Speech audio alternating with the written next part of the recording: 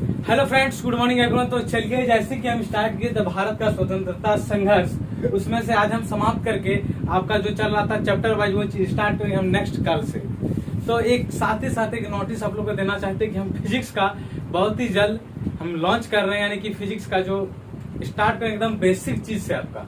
तो फिजिक्स के लिए आप लोग तैयार रहिएगा नेक्स्ट क्लास से। साथ ही साथ मेरा जीके के साथ साथ फिजिक्स भी चलेगा।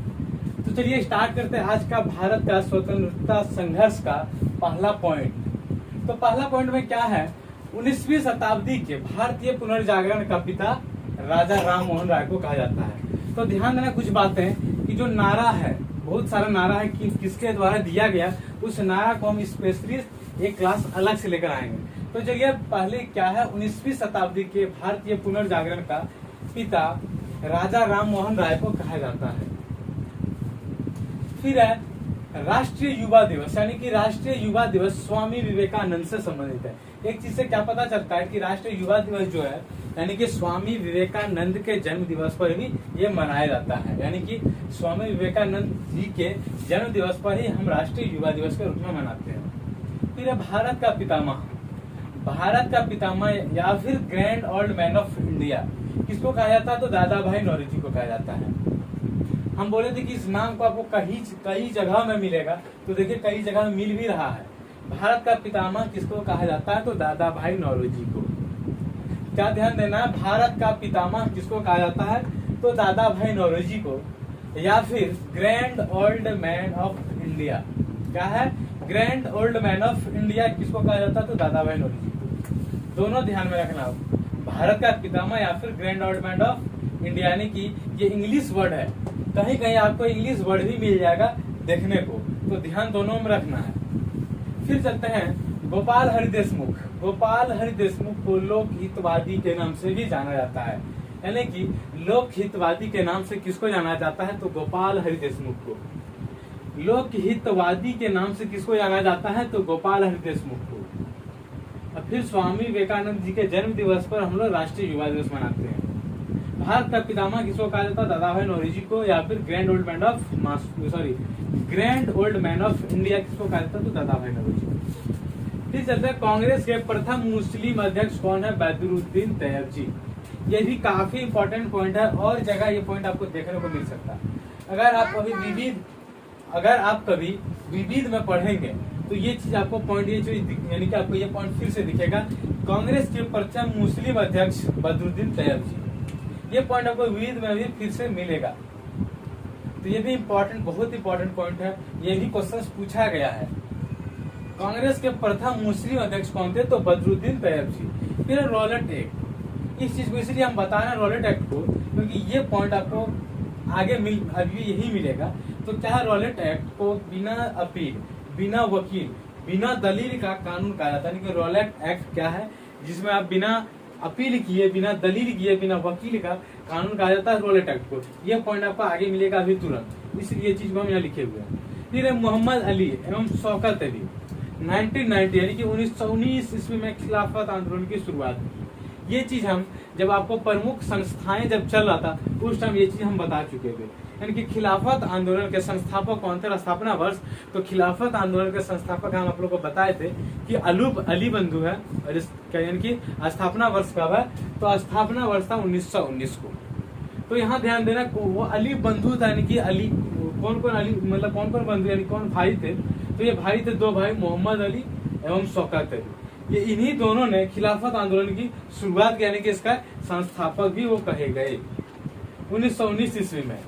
फिर पाकिस्तान शब्द का जन्मदाता कौन है, तो चौधरी रहमत अली थे। यानी कि पाकिस्तान शब्द का जो जन्मदाता कौन है, तो चौधरी रहमत अली। फिर है इंडिपेंडेंस फॉर इंडिया लीग की स्थापना जवाहरलाल नेहरू ने तथा सुभाष चंद्र बोस ने की। इंडिपेंडेंस फॉर इंडिया लीग, यानी कि इंडिपेंडेंस फॉर इंडिया लीग की स्थापना किसने की, तो जवाहरलाल नेहरू और सुभाष चंद्र बोस ने किया है।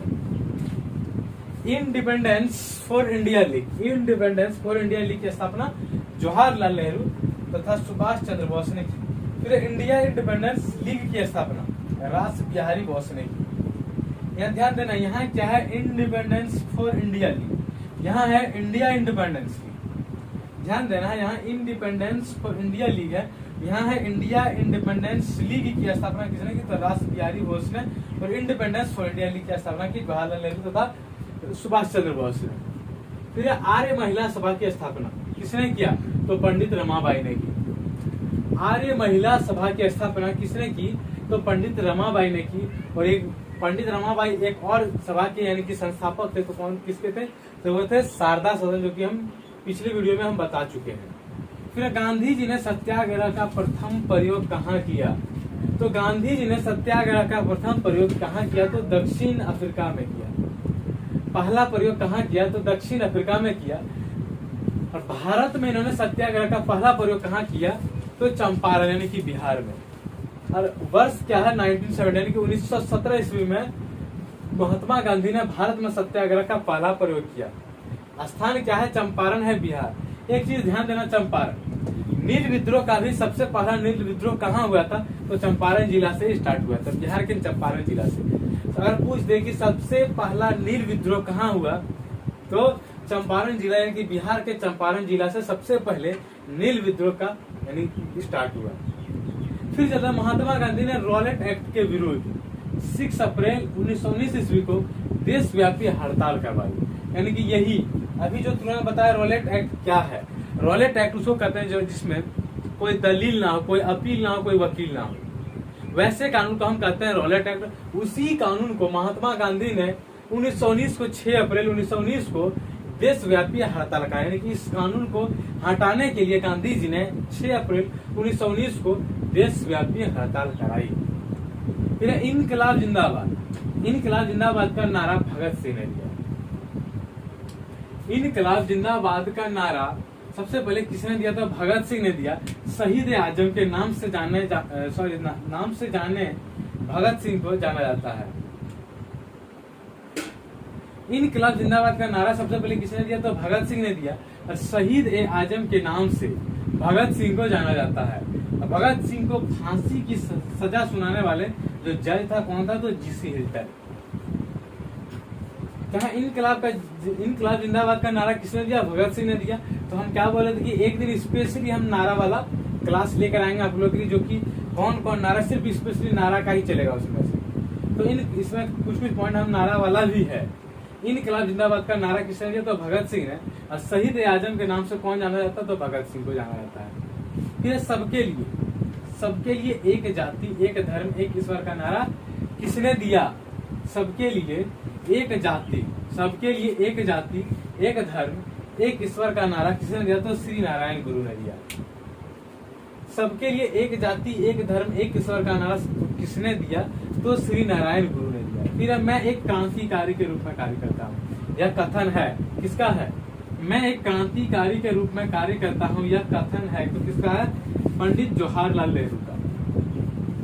मैं एक क्रांतिकारी के रूप में कार्य करता हूँ, यह कथन है पंडित जवाहरलाल नेहरू का। फिर महात्मा गांधी के राजनीतिक गुरु थे कौन, गोपाल कृष्ण गोखले। ये पॉइंट आपको हम कहीं संस्थापक वाले में बताए थे, क्योंकि हम लिखे नहीं थे, लेकिन इस पॉइंट को हम बताए थे। महात्मा गांधी के राजनीतिक गुरु कौन थे, तो गोपाल कृष्ण गोखले थे। महात्मा गांधी के राजनीतिक गुरु थे गोपाल कृष्ण गोखले।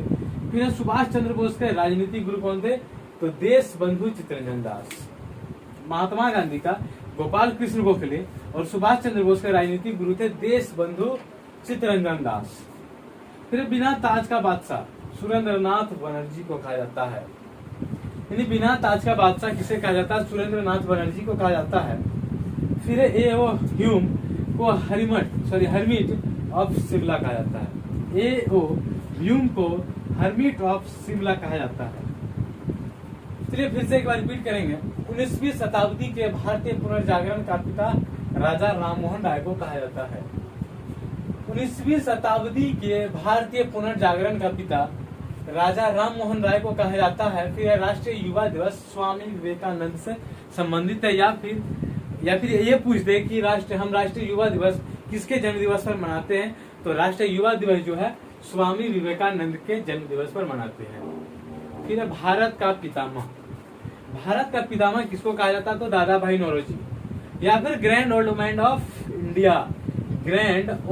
ऑफ इंडिया किसको कहते हैं, तो दादा भाई नौरोजी को। फिर गोपाल हरि देशमुख को लोक हितवादी के नाम से जाना जाता है, यानी कि लोक हितवादी के नाम से किसे जाना जाता है, तो गोपाल हरि देशमुख को। कांग्रेस के प्रथम मुस्लिम अध्यक्ष कौन थे, तो बदरुद्दीन तैयब जी। ये बहुत इंपॉर्टेंट पॉइंट है, ये क्वेश्चन पूछा भी गया है। कांग्रेस के प्रथम मुस्लिम अध्यक्ष बदरुद्दीन तैयब जी थे। फिर है रॉलेट एक्ट को बिना अपील, बिना वकील, बिना दलील का कानून कहा गया है। फिर मोहम्मद अली एवं शौकत अली 1919 खिलाफत आंदोलन की शुरुआत, यानी कि खिलाफत आंदोलन के संस्थापक कौन थे, तो मोहम्मद अली एवं शौकत अली, और इसकी स्थापना वर्ष कब थी, तो 1919। फिर पाकिस्तान शब्द का जन्मदाता कौन है, तो चौधरी रहमत अली। पाकिस्तान शब्द का जन्मदाता चौधरी रहमत अली थे। फिर इंडिपेंडेंस फॉर इंडिया लीग, ये भी इंपॉर्टेंट पॉइंट है। इंडिपेंडेंस फॉर इंडिया लीग की स्थापना जवाहरलाल नेहरू तथा सुभाष चंद्र बोस ने की। क्या है independence for India league? Independence for India league की स्थापना जवाहरलाल नेहरू तथा सुभाष चंद्र बोस ने की। फिर इंडिया इंडिपेंडेंस लीग की स्थापना राष्ट्र बिहारी बोस ने की। यहाँ है इंडिपेंडेंस फॉर इंडिया लीग, यहाँ क्या है, इंडिया इंडिपेंडेंस लीग की स्थापना राष्ट्र बिहारी बोस ने की। फिर आर्य महिला सभा की स्थापना पंडित रमाबाई ने की। आर्य महिला सभा की स्थापना पंडित रमाबाई ने की। रमाबाई ने भी, यानी कि रमाबाई ने ही शारदा सदन की भी स्थापना की है।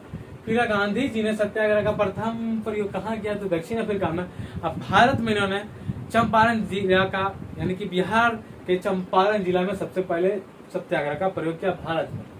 कब, तो 1917 ईस्वी में पहला प्रयोग सत्याग्रह का कहाँ गया, तो चंपारण के, मतलब बिहार के चंपारण जिला में।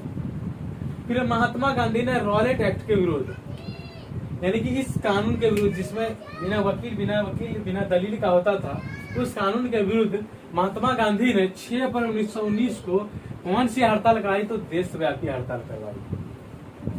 फिर इनकलाब जिंदाबाद का नारा किसका, भगत सिंह को। शहीद आजम के नाम से भगत सिंह को ही हम जानते हैं। फिर सबके लिए एक जाति एक धर्म एक ईश्वर का नारा श्री नारायण गुरु ने दिया। फिर मैं एक क्रांतिकारी के रूप में कार्य करता हूँ, यह कथन है किसका, तो पंडित जवाहरलाल नेहरू का। महात्मा गांधी के राजनीतिक गुरु थे गोपाल कृष्ण गोखले, और सुभाष चंद्र बोस के राजनीतिक गुरु थे देश बंधु चित्तरंजन दास। बिना ताज का बादशाह कहा जाता सुरेंद्रनाथ बनर्जी को। और फिर लास्ट है एओ ह्यूम को हर्मिट ऑफ शिमला कहा जाता है। तो हम क्या बोले कि साथ ही साथ ये समाप्त होने के बाद हमारा जो चैप्टर चल रहा था वो चैप्टर हम साथ ही साथ लेते चलेंगे। उसके बाद हम फिजिक्स बहुत ही जल्द, यानी कि हो सकता है नेक्स्ट क्लास कल ही से हम स्टार्ट कर दें। तो आप लोग तैयार रहिएगा फिजिक्स का वीडियो देखने के लिए। तो हम एक एक पॉइंट आप लोग का, एक भी पॉइंट आपका छूटेगा नहीं, सारा पॉइंट एक एक पॉइंट लेकर आप लोग के लिए हम फिजिक्स लेकर आएंगे। तो फिर मिलेंगे अगले क्लास में, तब तक के लिए धन्यवाद।